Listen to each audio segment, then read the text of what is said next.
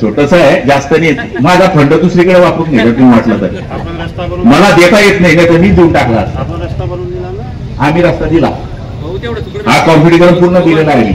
जर गेट दिला ना, गेट मध्ये तुमचं नाव राहील ताई, बाकीचं नाव राहणार नाही. पण एक ताई आमची खासदार होती, तिने गेट दिलं बा. 50 वर्ष गेट उभं राहतं.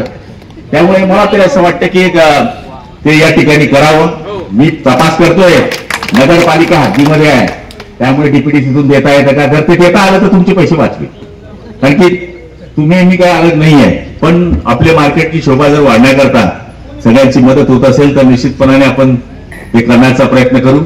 तुम्ही मुद्दा काढला तो एकदम बरोबर काढला. ते काही लोक आहे ना, चमको आहे, ते त्यांना माहिती होतं 28 तारखेला हे डिक्लेअर करणार आहे आपण कृषी अधिकारी आणि कलेक्टरच्या मीटिंगमध्ये. तर त्यांनी तो मुद्दा बरोबर त्याच टायमाला काढला. म्हणजे कसं हाड्याचं बस नंतर चमून अरे बाबा उन्मेष दादा, तू 5 वर्ष खासदार होता, ती बोंब पडली तुझी रे, कुठं चाला नाही बाबा तू. आता काय शेतकरी सांगतोय मोर्चे पिरचे, तो तुमचा धंदा नाही, तो आम्हाला धंदा आहे, हो आमचा धंदा आहे. आणि शिंगाडे काढत 10 लोक आहेत हो. बच्चू भाऊ म्हणले की गुलाबराव पाटलाच्या घरी मोर्चाकडे तू येणार काका, पाहिजे इथं देख तू हिला सगळा गावमा.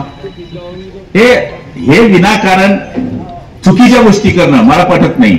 माझं म्हणणं कसं आहे की शेवटची आमची फायनल मिटिंग झाली आहे, किती मंडळ झालेले हे आम्हाला माहित आहे.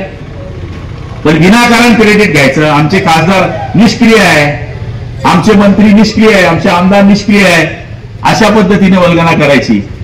मला तरी असं वाटतं की जेडीसीसी मार्फत हे का नाही बोलले की जळगाव जिल्ह्यामध्ये लोकप्रतिनिधी जेडीसीसी मार्फत पहिली आपली बँक आहे की बिना व्याजाने कर्ज देते. हे का बोलत नाही हे लोक? शेतकऱ्यांना लुटताय हे बोला ना. मी भाऊसाहेबांना हे सांगणार आहे, ते आज कार्यक्रमाला नाही आहे, की पहिली आपली जिल्हा मध्यवर्ती बँक आहे की जी बँक शेतकऱ्याला माझ्या माहितीप्रमाणे 3 लाखाला बिना व्याजाने पैसे देते. 0 व्याज. ना तुम्ही शेतकऱ्याची काळजी करत नाही. आणि आम्ही महायुतीची लोक शेतकऱ्याची जी काळजी घेतात ती तुम्ही काळजी घेत नाही. आणि मला तरी असं वाटतं की आपल्या कार्यकर्त्यांनी बोलतं चालतं माहीत झाला पाहिजे. आपण हे बोललं पाहिजे. आपण बोलत नाही, कोणीतरी काही येऊन बोलून जातो, टिपकी मारून चालला जातो. त्यामुळे जे चालतंय ते चालतंय. काल मी ज्या एरियामध्ये गेलो, पाचोरा, मुक्ताईनगर, आम्ही जवळपास 25 गावं काल सकाळी 8 वाजेपासून रात्री 10 वाजेपर्यंत फिरलो. काही तुम्ही पण आज जाताय. इतकं भयानक नुकसान आहे. तर तिथे काही सर्कलमध्ये ओळे दुष्काळ व्हावे.